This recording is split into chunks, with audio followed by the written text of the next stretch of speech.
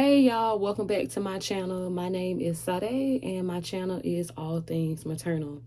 I just want to first start off by just giving honor to God for blessing me, blessing us with this platform in which we can come on here and share our stories with one another, in addition to counseling and therapy and things like that, and get the healing that we all deserve. Secondly, I want to thank you guys for watching and thank you just for the positive feedback and support. I was not expecting so many people to comment and say that they share similar experiences, which I empathize with, and I'm sorry that we do share that similar experience of being molested by our mothers as females. But I also just want to say thank you guys just for the positive feedback. I came on here speaking about something that really caused me a lot of shame for a very long time, and I was just overwhelmed with the just amount of love that you guys gave, and I just want to say thank you so much, and I really appreciate it. This particular video, I wrote a couple things down. I just want to talk this video about how mothers cross boundaries, and I just want to talk about a few points and see if you guys can relate to that. So, in my own experience, as I talked about a few videos ago, I was molested by my mom when I was a very young girl, and I have struggled for a very long time to forgive her. Um, but I am in the process of forgiveness now. It started with just me being able to face my shame, um, but also being able to, like I said in my last video, just see my mom as a human being and as a person that, you know, makes mistakes and stuff like that. I'm not saying that what she did was right, but I'm able to empathize with her because I have self-awareness myself to know that for her to hurt me, she was hurt herself. Um, so just to dig a little bit deeper in that, I want to talk about some of the ways that she crossed my boundaries when I was younger and in young adulthood. And just let me know in the comments if you can relate to that. The first thing was inappropriate sexual conversations. Um, Before I reached the age of 10, I already knew about sex, and I didn't learn about the birds and the bees. I believe I spoke about this briefly in my first video when I talked about the molestation itself, but I want to dig a little deeper. Like, I didn't learn about the birds and the bees. I was elementary school, and I knew, I don't know any other way to say it but to say it, but I knew about pussy and dick. That's what she taught me as a small child. She did not work her way into it. She just flat out told me that women have the PUSSY and men have a DICK, and that a man puts his DICK inside your PUSSY, and that's how that works. And so I kind of went to school and I shared this information with my friends. And I thought back on this in hindsight, and I really felt bad because I wonder if I ever was a bad influence on anybody else's child because I didn't necessarily have the best influence at home. You know, as somebody who's a parent myself, we focus so much on our children being abused or exposed to things from other adults or even, you know, TV and stuff like that. But what about the things that they're exposed to in school? You know, she told me about these things, you know, before I was the age of 10. So I'm in second, third, fourth grade telling my friends, you know, about pussy and dick. You know what I'm saying? And so I look back in hindsight, especially more recently, and I wonder, and I sort of feel bad because I could have potentially been a bad influence on somebody else's child, and that never was my intention. And I don't hold myself accountable for that because I didn't know. But I just wanted to speak about how children influence children as well, peer on peer pressure. So in addition to teaching me derogatory term, she also compared my father and my stepfather's sex life with her to me. Like, she would tell me that my stepfather was better in bed and stuff like that. She told me that my dad struggled with erectile dysfunction, all these things. And once again, this is before the age of 10. I didn't know what the hell erectile dysfunction was, but she told me these things. She confided in me these things, and she made it seem like she was doing me that it was for my advantage, when I look back in hindsight, and it probably was for my disadvantage, a disservice for me.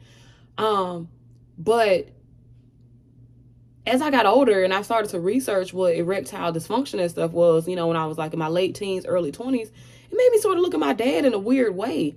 Now, I don't know if it's truth to it or not, but I could have lived my life, y'all, without knowing my dad had erectile dysfunction. And to stretch it even further, I could have lived my life without ever hearing about my mom's sex life. That's one thing that I just did not want to hear about. And as I got older, the last thing I want to add to the inappropriate sexual conversations in terms of her crossing my boundaries, she sort of pried my boyfriends for information on our sex life, embarrassingly so. And she would also make like comments when some of my female friends came over. She would, call them derogatory, the derogatory lesbian names. She would say, "Are you guys DIKE''S"? I hate saying stuff like that because I don't want to offend anybody who is of the LGBT community. I don't want to offend anybody, so that's why I'm kind of treading lightly with that. But she would call us terms like that. She would call us gay and things like that. I'm like, this is just my homegirl. This is just my friend. I think back on it now and I wonder, like, sorry, I had something in my mouth. I wonder if she was projecting, because I have thought at certain points in my life, for her to touch me in that way, was she struggling with her sexuality herself and not really able to come to terms with it? Because I'll be honest, even in my 20s and probably some of my early 30s, I struggled briefly with my own sexuality. Listen, I'm here to be honest and tell my story to the full extent. I struggled with my sexuality. I did not know if I was gay or straight. And I was married. But I still found myself throughout the years attracted to females. Not even necessarily sexually, but physically attracted, to the point where sometimes I had difficulty not staring. But I've come to terms, like in the last couple of years, and I realized that I don't have that sexual attraction towards females. I just had general confusion, and I don't fault myself for that. And it's something that I would like to ask a therapist about. I don't know if my molestation has something to do with that, because I don't necessarily get along with women in that fashion to the point where I would want to have a relationship with them. Like, I can have a friendship with a female, but as far as digging deep into a relationship or even having sex with one, I just don't have a desire to. But I did have some confusion and did not know if I identified as gay or straight for a very long time.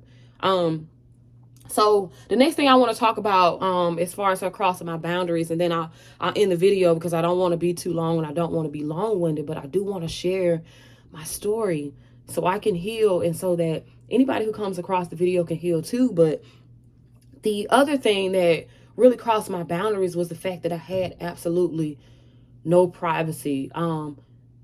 She would read my journals. I remember one time I wrote a journal entry about my dad. I grew up in a house with my mom and my stepfather. My birth father and my mom, they got a divorce when I was, I want to say 4 or 5. No. They got a divorce when I was 8. They split up when I was 5. Yeah, that's what it was. They split up and then they got a divorce 3 or 4 years later. So I was 8 or 9 when they got a divorce. But I didn't see my dad all the time. He always said that he didn't hang out with me because of my mom. In hindsight, it possibly could have been truth to that. I don't know. But I just know as a small girl, I felt abandoned by him.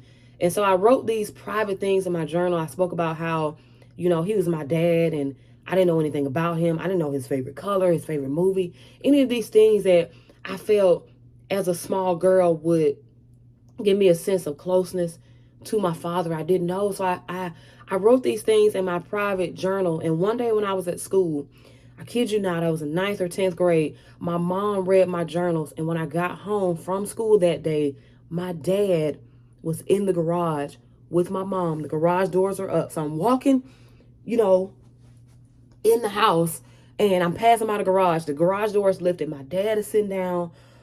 We had like a table in the garage. My dad is sitting on one side, my birth father, and my mom is sitting on the other side. My mom says, "Let's talk to you." They spent the next hour chastising me and making me feel bad about what I wrote in my journal. I wouldn't necessarily say they. My dad seemed more so hurt. But my mom acted like a judge, and she sort of put me on trial and made it seem like I had no right to feel that way. For me, that's one of the, outside of being molested, that's one of the most hurtful things that took place for me in my childhood. It's just the fact that I confided in my journal something that was very private and tender to me, and she shared it with my father, and it embarrassed the hell out of me. I'm not gonna lie, it embarrassed the hell out of me. My father, he passed away when I was, how old was I when my dad died? I just turned 31, so my dad died 5 years ago. Yeah, because I'm 36 now. And even up until he died, I still thought back on this. I thought back on this because I knew that it hurt my dad. Even though it was truth, but she never gave me a chance to mature enough to have the courage and the boldness to tell my dad how I felt myself. She took it upon herself to, like I said, play the judge and put that information out there. And I got out of school, wasn't expecting it, and I was shocked and I was embarrassed. And it's something that hurt me for a very long time. In addition to that, she used to listen to my conversations. You know, you guys are millennials and stuff too. You probably know about the house phone back in the day. I used to be on the house phone talking to my friends, you know, chopping it up. And, you know, I would come out in the living room a couple of hours later and she would make a comment and it would be kind of like along the same wavelength in which me and my friends were talking about. And at first I didn't catch on, but eventually I realized that she was listening to my conversations.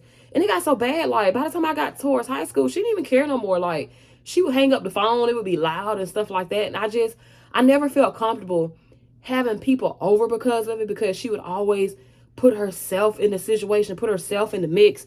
My friends became her friends, even though she was 20 plus years older than us. But I never could have friends for myself. Everything in my life sort of revolved around my mom. And it got to the point where it was overwhelming. And so by the time I became an adult and she passed away, like I said, she passed away when I was 21, I had no boundaries. You know, I would let people, mainly older women, which I'll talk about in later videos, overstep my boundaries. And I would feel bad for feeling bad about it. And this is all because I never knew what it was like to have privacy. I never knew when somebody was crossing my boundaries in conversation, like, wait, you know, you're asking for too much or you're doing too much. I would feel obligated to tell them, you know, to tell my schedule, to over-explain myself and all these different things. And the root of all that is just from my childhood, just having my boundaries crossed over and over again and having it ingrained in me that it was okay. Anyway, I appreciate you guys for watching this video. I appreciate you guys for the support that you guys have given. Thank you guys so much for subscribing and stuff like that. I will talk to you soon. Bye-bye.